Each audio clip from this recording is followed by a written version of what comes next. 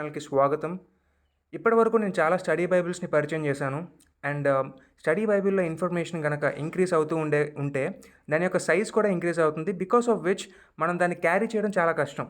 ఒకవేళ ఈవెన్ చిన్న size personal బైబిల్స్‌ని మీరు పర్సనల్ స్టడీ బైబిల్స్‌ని మీరు తీసుకున్నప్పటికీ అందులో ఉండేటటువంటి సైజ్ చాలా చిన్నగా ఉంటది కాబట్టి పెద్దవాళ్ళు కూడా ఉపయోగించలేనటువంటి పరిస్థితికి వచ్చేస్తారనమాట. సో, అలాంటప్పుడు వాట్ ఇఫ్ ఆ నోట్స్ మొత్తం కూడా మీ సెల్ ఫోన్‌లోనే ఉంటే? ఆ ఐడియాతో డెవలప్ అయింది ఫిలమెంట్ యాప్ అనమాట. ఈ ఫిలమెంట్ యాప్‌లో one of the best study Bibles అయినటువంటి ఎన్ఎల్‌టి స్టడీ బైబిల్ అనేది ఇందులో ఉంటుంది. ఇది మీరు మీ సెల్ ఫోన్‌లోనే ఉపయోగించుకోవచ్చు.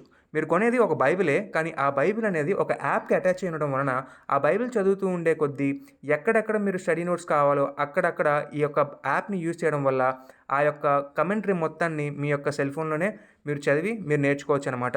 సో, ఇందులో ఏవేవి ఉంటాయో ఆల్రెడీ ఫీచర్స్ అన్నీ ఇక్కడ మనకి క్లియర్ కట్‌గా మనకు కనిపిస్తూ ఉన్నాయి. కాబట్టి మనం దీని గురించి డీటెయిల్‌గా వెళ్ళాల్సిన అవసరం లేదు. బైబిల్ ఇలా ఉంటుందండి. నేను కొన్నది 1300కి. ఇప్పుడు రైట్ నౌ మార్కెట్‌లో 1200కే ఉందనమాట. సో, మీరు ఒకవేళ ఓపెన్ చేసినట్లయితే ఇది ఎన్ఎల్‌టి ట్రాన్స్‌లేషన్‌లో ఉంటుందనమాట. బికాస్ ఆఫ్ విచ్ మీకు చాలా ఈజీగా బైబిల్ అనేది అర్థమైపోతుంటది. ఈ బైబిల్ మీరు ఒక్కసారి ఓపెన్ చేసిన తర్వాత ఇక్కడ మీకొక మార్క్ కనిపిస్తుంది కదా!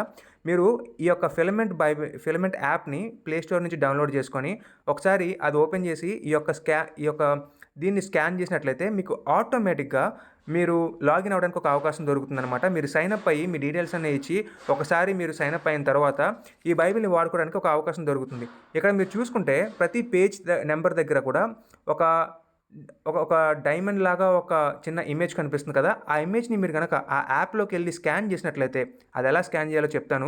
స్కాన్ చేయగలిగినట్లయితే మీకు ఈ 2 పేజీలకి సంబంధించినటువంటి స్టడీ నోట్స్ అనేది మీ ముందుకొచ్చేస్తుందనమాట. సో, మీరు ఎక్కడున్నా గానీ అక్కడ మీరు డైరెక్ట్‌గా ఆ వచనం కావాలనుకుంటే ఇలా స్కాన్ చేసుకోవచ్చు. మీకు కావాల్సినటువంటి ఇన్ఫర్మేషన్ మీకు దొరికేస్తుంది. సో, ఇది డైరెక్ట్‌గా బ్లాక్ లెటర్ ఎడిషన్ అనమాట. అంటే జీసస్ క్రైస్ట్ మాట్లాడినటువంటి మాటలు రెడ్ కలర్‌లో ఉండవు. సో, సాధారణంగా చాలా స్టడీ బైబిల్స్‌లో అది కామన్ ఫీచర్‌గా ఉంటుందన్నమాట. ఈవెన్ మన తెలుగు స్టడీ బైబిల్‌లో కూడా ఆహ్, ఆ రె బంగారు వర్ణపు జీసస్ క్రైస్ట్ మాటల్ని పెడతాం జరిగింది.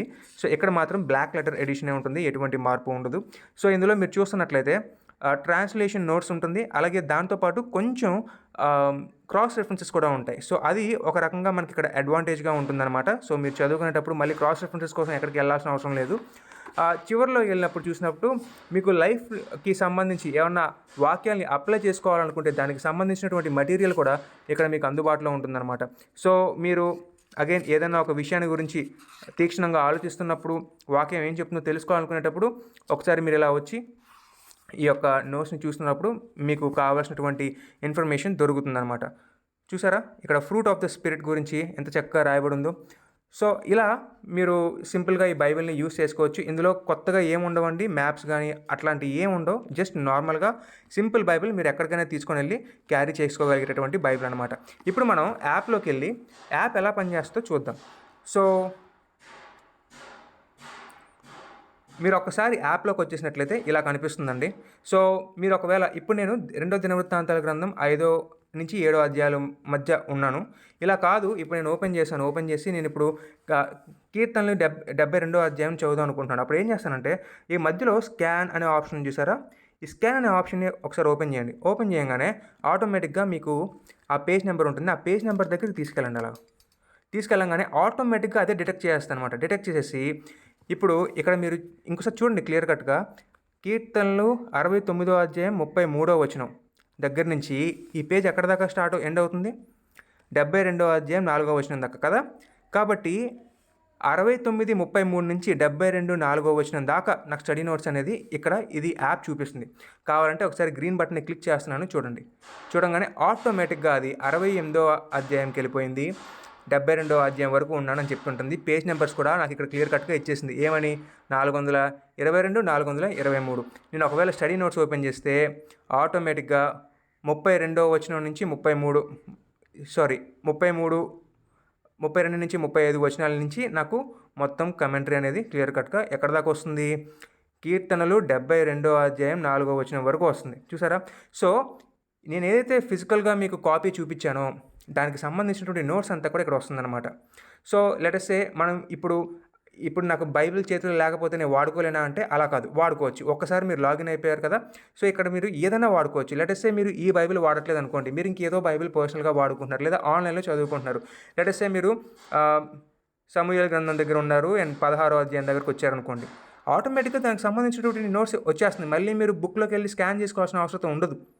సో, ఒక్కసారి మీ సెల్ ఫోన్‌లో ఇది గనక యాక్టివేట్ అయ్యింది అనంటే ఇంకా ఇట్స్ ఎ డన్ డీల్. ఇంకా దీని గురించి మళ్ళీ మీరు ప్రత్యేకంగా ఆలోచించాల్సిన పనేమీ ఉండదనమాట. అండ్ ఇప్పుడు ఇందులో ఫీచర్స్‌ని ఒకసారి తెలుసుకునే ప్రయత్నం చేద్దాం. హోమ్‌లోకి వచ్చేసాను. వచ్చినప్పుడు 3 మీకు ఆప్షన్స్ కనిపిస్తున్నాయి. ఒకటి స్టడీ అనే ఆప్షన్ కనిపిస్తుంది. ఇందాక నేను చెప్పినట్టు వచనం వెంబడి వచనం ప్రతిదీ ఇక్కడ మనకి ఇది ఎక్స్‌ప్లెయిన్ చేసే ప్రయత్నం చేస్తుంది. 2 రిఫ్లెక్ట్ అని. ఇదేం చేస్తుంది అనంటే 2 డిఫరెంట్ సోర్సెస్ నుంచి బైబిల్‌ని మనం ఎలా అర్థం చేసుకోవచ్చు, జీవితాన్ని మనం ఎలా జీవించొచ్చు, అంతకుముందు ఉన్నటువంటి భక్తుల యొక్క జీవితాలు, భక్తులు అంటే నా ఉద్దేశం ఈ మన కాలంలో ఉండేటటువంటి భక్తులు కాదు. ఇర్మియా, యెషయా, అలా దానియేలు, ఇలా వీళ్ళ జీవితాల్ని మనం ఎలా ఒక మోడల్‌గా తీసుకొని మనం మన జీవితానికి అప్లై చేసుకోవచ్చు అనేటటువంటి విషయాల్ని ఇక్కడ రిఫ్లెక్ట్‌లో పెడతారు. అలాగే సి అనే ఆప్షన్ ఉంది కదా! ఇది సాధారణంగా పనిచేయదు ఆఫ్లైన్‌లో ఉంటే. మీరు ఆన్‌లైన్‌లో ఉంటేనే సి అనే ఆప్షన్ పనిచేస్తుంది. ఏదైనా విజువల్‌గా మనం నేర్చుకోవడానికి ఒక మెటీరియల్ ఉన్నప్పుడు దాన్ని ఈ సెక్షన్‌లో పెడతారనమాట. సో, ఈ సి అనే ఆప్షన్‌లో మీకు మ్యాప్స్ ఉంటాయి.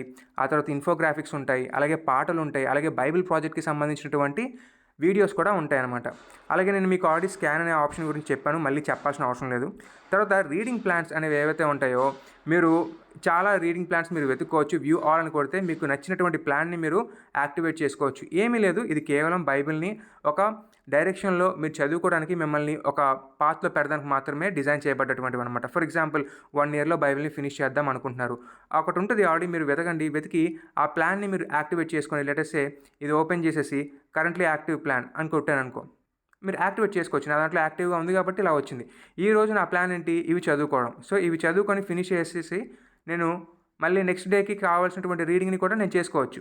సో, ఎక్కడికెళ్ళాలి అన్నదానికి పేజ్ నంబర్స్ కూడా ఇది నాకు ఆల్రెడీ ఇచ్చేసింది. అంటే నేను ఆ బైబిల్ ఓపెన్ చేస్తే ఆ బైబిల్‌లో ఈ పేజ్ నంబర్‌లోకెళ్తే నాకు మత్తయి సువార్త 2వ అధ్యాయం 13వ వచనం నుంచి 3వ అధ్యాయం 6వ వచనం దాకా వెళ్ళిపోవచ్చు. అలాగే ఈ మూడో దానికి కూడా 4వ దానికి ఇవన్నీ అంతే. లేదు అవన్నీ కాదు నేను వినాలనుకుంటున్నాను అనుకుంటే వినడానికి కూడా కావాల్సినటువంటి ఆడియో బైబిల్ ఫీచర్‌ని ఇక్కడ వీళ్ళు ఇవ్వడం జరిగిందనమాట. సో, రీడింగ్ ప్లాన్స్ కూడా మీరు చూసుకోవచ్చు. ఇప్పుడు లెంట్ సీజన్‌లో ఉన్నాం కాబట్టి లెంట్‌కి సంబంధించి కూడా కొంచెం డివోషనల్ రీడింగ్ అనేది ఇక్కడ ఇవ్వడం జరిగింది. డివోషనల్ రీడింగ్ అంటే కొత్తది కాదు, కేవలం బైబిల్‌కి సంబంధించినటువంటి ప్లాన్ మాత్రమే. ఆ ప్లాన్‌ని ఇక్కడ మనకి వీళ్ళు ఇవ్వడం జరిగింది. నేను లెంట్ సీజన్‌లో ఇలా కొన్ని వాక్యాలు ధ్యానించాలనుకుంటే దానికి రిలేటెడ్‌గా ఇది నన్ను ప్రతిరోజు 42 రోజులు, 46 రోజుల్లో నన్ను ప్రతిరోజు లీడ్ చేస్తూ ఉంటుందన్నమాట. కావాలంటే ఒకసారి ఓపెన్ చేసి చూశాను. చూడండి, 46 రోజుల వరకు నన్ను ప్రతిరోజు లీడ్ చేస్తుందన్నమాట. ఏ వచనం చదవాలి, ఏ రోజులు, వచనం కూడా కాదు, అధ్యాయాలు, ఏ చాప్టర్స్, ఏ పోర్షన్ చదవాలి ఈ యొక్క లెంట్ సీజన్‌కి సంబంధించి అని నన్ను ఇలా గైడ్ చేస్తూ ఉంటుందన్నమాట. స్కాన్ ఆడియో ఇందాక మనం చూసాం కాబట్టి మనం దాని గురించి ఆలోచించాల్సిన అవసరం లేదు. ఆడియో బైబిల్ అనేది జస్ట్ నార్మల్ ఫీచర్ అనమాట. ఇది కూడా దీనికి మీకు ఆన్‌లైన్‌కి లింక్ అయి ఉంటుంది. ఆటోమేటిక్‌గా ఇది చదివేసుకుంటూ వెళ్ళిపోతుందన్నమాట. స్పీడ్ అవన్నీ చేంజ్ చేసుకోవచ్చు. 15 సెకండ్లు ఫాస్టా, స్లోగా, ఫార్వర్డ్, బ్యాక్వర్డ్ అవన్నీ మీరు ఆలోచించుకోవచ్చు అనమాట. ఇక మోర్‌లో ఏముండదండి, జస్ట్ నార్మల్ సెట్టింగ్స్ ఉంటాయి. ఆ సెట్టింగ్స్ అనేవి మీ అందరికీ తెలిసినవే. సో, నేను వీటి మీద ఇంట్రెస్ట్ చూపించట్లేదు కానీ మీకు ఫస్ట్ స్టడీ ఈ 3 ఆప్షన్స్ గురించి మీకు చెప్పే ప్రయత్నం చేస్తాను. సో, ఒకసారి మీరు స్టడీలోకి వెళ్ళారంటే 1 సమూయేలు 15-17 అధ్యాయాలు ఉన్నాయి. ఇందులో మీకు ప్రతి వచనానికి సంబంధించి ఆల్మోస్ట్ ఆల్ ప్రతి వచనానికి సంబంధించి మీనింగ్ మీకు ఇక్కడ వీళ్ళు ఇస్తారనమాట. అంత మాత్రమే కాదు, ఒక మంచి హ్యాండ్ బుక్‌లో లాగా సమ్మరీని కూడా మీకు ఇక్కడ ఇవ్వడం కూడా జరుగుతుంది. ఫర్ ఎగ్జాంపుల్ ఇది మీరు చూస్తే ఈ ఫస్ట్ సెక్షన్ అంతా కూడా సమ్మరీ. ఈ సమ్మరీని మీరు చూస్తున్నట్లయితే ఈ 3 అధ్యాయాల్లో ఉండేటటువంటి సమ్మరీ ఏంటో మీకు అర్థమైపోతుంటుంది. అలాగే 15వ అధ్యాయంలో ఈ ఫస్ట్ 35 వచనాలు దేని గురించి మాట్లాడుతుందో ఇంకొక సమ్మరీ ఇవ్వడం జరిగింది. తర్వాత అక్కడి నుంచి 12వ వచనం, 13వ వచనం, 15 అలాగా ప్రతి వచనానికి సంబంధించి ఆల్మోస్ట్ ఆల్ ప్రతి వచనానికి సంబంధించి ఇన్ఫర్మేషన్ ఇక్కడ ఇవ్వడం జరిగింది. లెట్ అస్ సే నేను ఈ యొక్క సమూయేలు గ్రంథానికి సంబంధించి ఓవర్‌వ్యూ తెలుసుకుందాం అనుకుంటున్నాను. అసలు ఈ బుక్ ఏంటో తెలుసుకుందాం అనుకుంటున్నాను. అలాగ మీకు గనక ఆలోచన ఉన్నట్లయితే మీరు బుక్ ఓవర్‌వ్యూకి వెళ్ళొచ్చు. ఏదన్నా మంచి స్టడీ బైబిల్ ఓపెన్ చేసినప్పుడు ఆటోమేటిక్‌గా మాకు అక్కడ ఇంట్రొడక్షన్ అనేది కనిపిస్తుంది కదా! ఆ ఇంట్రొడక్షన్ అంతా ఇక్కడ ఉంటుందన్నమాట. సో, ఈ యొక్క మొదటి సమూయేలు గ్రంథాన్ని ఎవరు రాశారు, ఎందుకు రాశారు, ఎప్పుడు రాశారు, ఎలాంటి పరిస్థితుల్లో రాశారు అన్న బేసిక్ ఇన్ఫర్మేషన్ ఇక్కడ క్విక్ ఫ్యాక్ట్స్‌లో ఉంటుందన్నమాట. తర్వాత ఆ యొక్క సమూయేలు గ్రంథానికి సంబంధించినటువంటి ఇంట్రొడక్షన్ ఇవ్వడం, ఆ తర్వాత ఏ సెట్టింగ్‌లో ఇవ్వబడిందో దాన్ని ఇంకొంచెం దీర్ఘంగా ఎక్స్‌ప్లెయిన్ చేయడం, ఆ తర్వాత ఆ బుక్‌లో ఏ చాప్టర్ ఏమేమి చెప్తుంది అన్న విషయం, ఆ యొక్క థియలాజికల్ మెసేజ్‌ని లేదా ఏం జరిగింది అసలు ఆ చరిత్రలో అన్నదానికి సమ్మరీ ఇక్కడ ఇవ్వడం, ఆ తర్వాత ఆథర్‌షిప్ గురించి ఒక డిస్కషన్ అనేది చేయడం. ఒకవేళ క్లారిటీ ఉంటే పర్లేదు, ఎలా మనం పలానా ఆథర్ రాసాడని కంక్లూషన్స్కి వచ్చాము, లేదా ఈ ఆథర్షిప్ విషయంలో ఏమైనా మల్టిపుల్ వ్యూస్ ఉన్నాయా లేవా, ఆ డిస్కషన్ అంతా ఆథర్షిప్ విషయంలో జరుగుతుంది. ఆ తర్వాత కంపోజిషన్కి సంబంధించి కూడా సేమ్ ఇలాగే ఆర్టికల్ని మనకి రాయడం జరిగిందనమాట. ఆ తర్వాత మ్యానుస్క్రిప్ట్స్ గురించి కూడా మాట్లాడతారు. హీబ్రూ మ్యానుస్క్రిప్ట్ ఏంటి, గ్రీక్ మ్యానుస్క్రిప్ట్లో ఎలాగుంది అనేటటువంటి విషయాలు కూడా ఇక్కడ డిస్కస్ చేయడం జరుగుతుంది. ఆ తర్వాత ఫండమెంటలీ చివరికి వచ్చేసరికి అసలు ఈ ఎసెన్స్ అంతా ఏంటి సమూయేలు గ్రంథానికి సంబంధించి అనే విషయాన్ని చివరిలో మనకి ఇక్కడ పొందుపరచడం జరుగుతుందన్నమాట. సో ఇలా ఒకసారి ఇది చదవడం వలన ఓవరాల్ వ్యూ అనేది మనకు అర్థమైపోతుంది. ఓహో, ఇదా సమూయేలు గ్రంథం అనేది మనకి అర్థమవుతుందన్నమాట. సో ఇప్పుడు మనం 15వ అధ్యాయం నుంచి 17వ వచనం దగ్గర ఉన్నాం కదా. ఈ 2 అధ్యాయాల్లో లేదా ఈ 3 అధ్యాయాల్లో ఎవరెవరు ఉన్నారో తెలుసుకోవాలి, వాళ్ళ గురించి చదువుకోవాలి అనుకుంటే, ఆయా ప్రాంతాల గురించి చదువుకోవాలనుకుంటే అక్కడ సెకండ్ ఆప్షన్ ఉంది చూసారా, పీపుల్ అని. ఆ పీపుల్ అనే దాన్ని కొట్టండి. అలా కొట్టినప్పుడు మీకు అనేక రకాలైనటువంటి వ్యక్తుల గురించి మనకి కనిపిస్తుంది అనమాట. లెటెస్ట్ ఇక్కడ 1 సమూయేలు 15 నుంచి 17 చాప్టర్స్ చదువుతున్నప్పుడు మనకి ఇక్కడ ముఖ్యంగా 5 గురించి చూస్తాం. దావీదు, సమూయేలు, సౌలు, అమాలేకీయులు, ఫిలిస్తీయులు, వీళ్ళ గురించి చూస్తాం. కాబట్టి వీళ్ళు ఎటువంటి వాళ్ళు, వీళ్ళు మంచోళ్ళ చెడ్డోళ్ళ, ఎక్కడి నుంచి వచ్చారు, ఇలా పుట్టుపూర్వత్వాలు ఏంటి అన్న విషయాలు వాళ్ళు తెలియజేస్తారు. లెటెస్ట్ దావీదు దగ్గరికి వెళ్ళామనుకోండి, దావీదుకి సంబంధించినటువంటి విషయం అంతా ఇక్కడ మనకి ఒక డిక్షనరీ ఎలాగైతే మనకి హెల్ప్ చేస్తుందో అలాగ ఆ యొక్క విషయాలన్నీ కూడా ఇక్కడ మెన్షన్ చేయడం జరిగింది. అలాగే దావీదు గురించి ఫర్దర్గా స్టడీ చేయడానికి కావాల్సినటువంటి ఇన్ఫర్మేషన్ కూడా ఇక్కడ వీళ్ళు ఇవ్వడం జరిగింది అనమాట. So it is very very helpful అనమాట. అలాగే సౌలు గురించి కూడా చూసుకుంటే first king of Israel. So అక్కడి నుంచి స్టార్ట్ చేస్తూ సౌలు ఏంటి, అతని గురించి మొత్తం information, basic influential part of his life ఏంటి అన్నది మనకి ఇక్కడ చెప్తూ, అలాగే ఫర్దర్గా స్టడీ చేయాలంటే కావాల్సినటువంటి క్రాస్ రెఫరెన్సెస్ ఇస్తారు. అలాగే మనకి చాలాసార్లు ఫిలిస్తీయులు ఎవరు, అమాలేకీయులు ఎవరు అన్న తర్జన భజన మనకు ఉంటుందన్నమాట.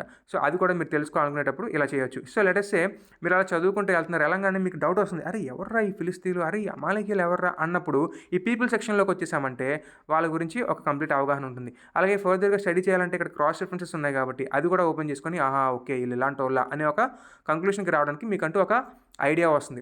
అలాగే ఈ 2-3 అధ్యాయాల్లోన ఏమైనా థీమ్స్ని టచ్ చేస్తున్నాడు ఆ సమూయేలు, ఎటువంటి థీమ్స్ టచ్ చేస్తున్నాడు అన్నది మీరు తెలుసుకోవాలనుకుంటే ఈ థీమ్ సెక్షన్లోకి వచ్చినప్పుడు మీకు చాలా విషయాలు తెలుస్తాయి అనమాట. చూడండి, complete dedication, complete destruction, holy war, ఇలా చాలా ఆర్టికల్స్ దీని మీద రాయబడి ఉన్నాయన్నమాట. సో దీని ద్వారా అనేకమైనటువంటి విషయాలు మనం తెలుసుకోవడానికి అవకాశం ఉంటుంది. అలాగే ఫర్దర్గా స్టడీ చేసుకోవడానికి మనకి అక్కడ రెఫరెన్సెస్ కూడా ఇవ్వడాన్ని బట్టి మనం ఇంకా క్లియర్ కట్గా ఈ విషయాల గురించి మనం అవగాహనలో పెట్టుకుంటాం అనమాట. సో అలా ఆ 2-3 అధ్యాయాల్లో ఉండేటటువంటి థీమ్స్ని కూడా స్టడీ చేయడం వల్ల ఆ అధ్యాయాలు ఇంకా మనకు క్లియర్గా అర్థమవుతాయి.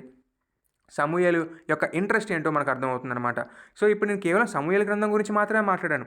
ఇలా కాకుండా మీరు చూసుకున్నట్లయితే ప్రతి గ్రంథానికి సంబంధించి ఇలాగే ఉంటుందన్నమాట. అక్కడ పీపుల్ ఎవరు, అక్కడ ప్లేసెస్ ఏంటి అని. లెటెస్ట్ నేను ఇర్మియా దగ్గరికి వెళ్దాం, చూద్దాం. 19వ అధ్యాయానికి వెళ్ళి చూద్దాం ఒకసారి. సో స్టడీ అనే ఆప్షన్ క్లిక్ చేసినప్పుడు పీపుల్ అని క్లిక్ చేసినప్పుడు బబులోనియల గురించి కూడా నాకు ఇక్కడ వచ్చింది. ఎందుకు 19 నుంచి 22 అధ్యాయాలకు సంబంధించి చూసినప్పుడు బబులోని చాలా ఇంపార్టెంట్ ఫ్యాక్టర్. సో ఇది ఒక ప్రదేశం కాబట్టి ఆ ప్రదేశాన్ని గురించి చెప్తుందన్నమాట. సుమేరియన్ సివిలైజేషన్ ఎప్పుడు స్టార్ట్ అయింది, అకేడియన్ ఎంపైర్ ఎప్పుడు వచ్చింది, ఫస్ట్ బబులోన్ కింగ్డమ్ ఏంటి, అసిరియన్ డామినేషన్ ఎలా అయింది, ఏ కాలంలో మళ్ళీ బబులోన్ మళ్ళీ వచ్చింది, symbolic enemy of gods people. Yes నిజమే కదా, రెవల్యూషన్లో చూస్తున్నప్పుడు బబులోన్ గురించి ఇలాగే మనకు మాట్లాడతాడు. సో సింబాలిక్ ఎనిమీ అనమాట. సో దాని గురించి చెప్పడం జరిగింది. ఫర్దర్గా ప్యాసేజెస్ చదవాలంటే మనకు అర్థమైపోతుంది. సో ఎంత క్లియర్ కట్గా ఒక సామ్రాజ్యం గురించి ఎంటైర్లీ ఇక్కడ మనకి ఇన్ఫర్మేషన్ ఇవ్వడం జరిగింది. సో ఇలాగా మనం ఎక్కడున్నా కానీ ఎన్నిసార్లు కావాలంటే అన్నిసార్లు ఈ విషయాలు రిపీట్ అవుతూ ఉంటాయి. సో దానివల్ల మనకి బైబిల్ అనేది చాలా చాలా సులువుగా అర్థం కావడానికి కావాల్సినటువంటి కాంటెక్స్ని అది మనకి ఇస్తుంది. అలాగే రిఫ్లెక్ట్ అనేటటువంటి ఆప్షన్లోకి వెళ్దాం. ఒకసారి క్లిక్ చేసినప్పుడు ఈ యొక్క 19 నుంచి 22 అధ్యాయాలు చూసినప్పుడు ఇర్మియా గ్రంథంలోకి ఇక్కడ మనకి వాకింగ్ త్రూ జెరమియా అని చెప్పి జెరమియాని గురించినటువంటి విషయాన్ని ఇక్కడ మనం చూడగలుగుతాం. ఇది వచ్చింది dancing in the desert devotional Bible నుంచి వచ్చిందనమాట. లెటెస్ట్ మనం ఇంకొకటి చూద్దాం, ఇంకేమన్నా ఉన్నాయేమో అని చూసే ప్రయత్నం చేద్దాం. ఒకసారి యోహాను 12 నుంచి 15 దగ్గరికి వెళ్ళినప్పుడు చూసారా ఎంత మెసేజ్ ఉందో ఇక్కడ. ఇది రిఫ్లెక్ట్ అనేటటువంటి దాంట్లో ఎన్ని ఉన్నాయో చూసారా.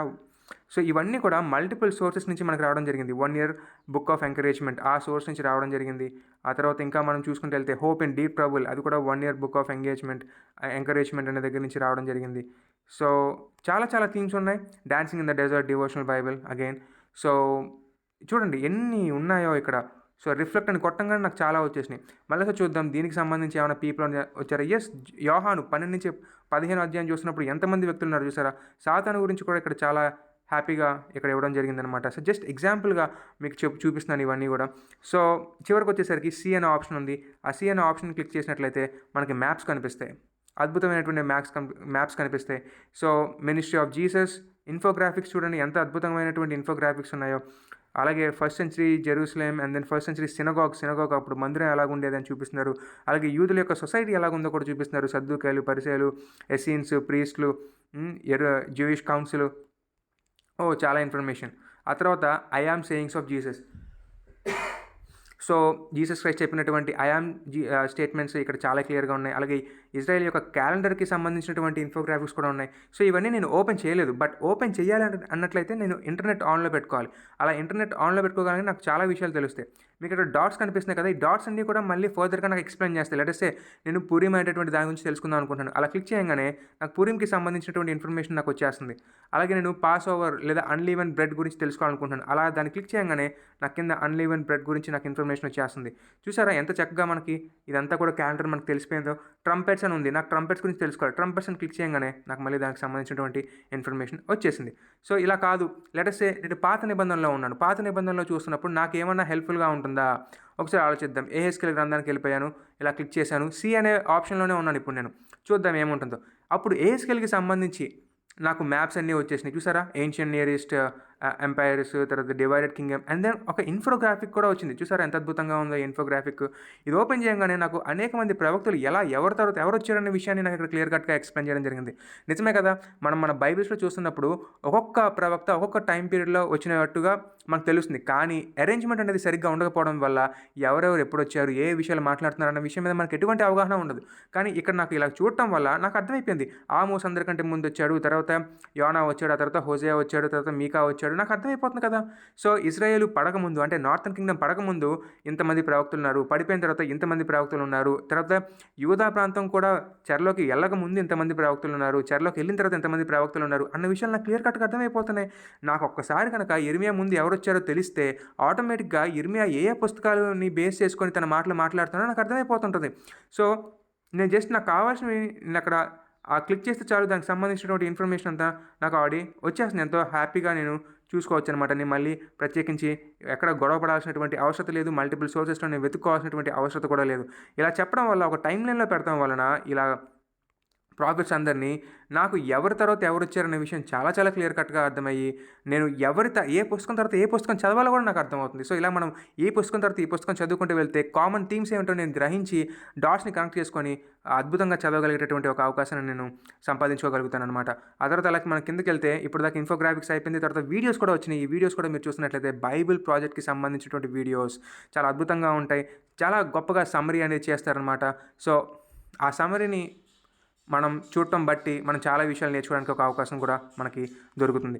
అలాగే రీడింగ్ స్క్రిప్చర్స్ చూడొచ్చు. అలాగే కవెనెంట్స్కి సంబంధించి, నిబంధనకి సంబంధించి, ప్రవక్తలకి సంబంధించి అద్భుతంగా మనం ఇక్కడ ఈ విషయాలన్నీ చూసుకోవడానికి ఒక అవకాశం దొరుకుతుంది. సో ఎంత గొప్పగా మనకి ఈ యొక్క బైబిల్ అనేది హెల్ప్ అవుతున్నటువంటి కారణం చేతన ఖచ్చితంగా ఇటువంటి బైబిల్ని మీరు ఖచ్చితంగా వాడుకోవాలి, కొనుక్కోవాలి అని నేను ఆశిస్తున్నాను. ఖచ్చితంగా మీరు ఇలాంటి బైబిల్ కొనుక్కుంటారని ఆశపడుతున్నాను. 1300కి నేను కొన్నాను కొన్ని నెలల క్రితం, కానీ ఇప్పుడు అది కేవలం 1200కే ఉంది. సో అమెజాన్లో వెతకండి, చూడండి, వీలైనంత తక్కువ ధరకే మీరు తీసుకోండి. స్మిత్సూన్ బైనింగ్తో వస్తుంది, అంటే దారాలతో కుట్టబడుతూ వస్తుంది, కాబట్టి ఆ బైబిల్ కూడా ఎక్కువ కాలం మీతో ఉంటుంది. ఒకవేళ అటు ఇటుగా ఉన్నప్పటికీ మీరు చక్కగా ఈ యొక్క స్టడీ నోట్స్ ఉన్నటువంటి కారణాన్ని బట్టి ఇది చాలండి, మీకు చాలా వరకు హెల్ప్ చేస్తుంది. కాబట్టి మంచి స్టడీ ఇన్ఫర్మేషన్ కొంచెం తక్కువ ధరలోకి వచ్చేటటువంటి అవకాశం ఉన్న కారణం బట్టి డిజిటల్గా మీరు దీన్ని ఉపయోగించుకునే ప్రయత్నం చేయండి. అలా చేస్తారని ఆశిస్తూ బాయ్.